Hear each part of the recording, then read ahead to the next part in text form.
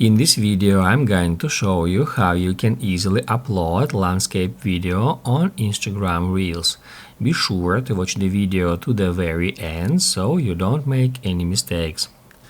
Let's get started, guys, and first off, you need to open up Instagram app.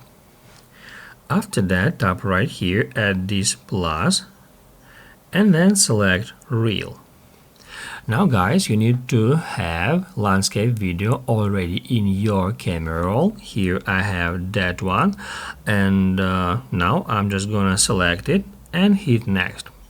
This is just a test video of my keyboard. I've just recorded it to demonstrate you how it works. As you can see, this video is actually landscape video, and now here we need to tap right there at next.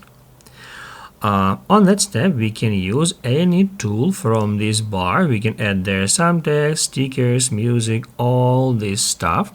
And then once it is done, hit right here at next. As you can see at this preview, my video is still in landscape mode. It obviously has these two big black bars at the top and at the bottom. And once you've edited this video and you've changed here whatever you want to change, just hit right here at next to share it. If this video was helpful for you, don't forget to hit the like button.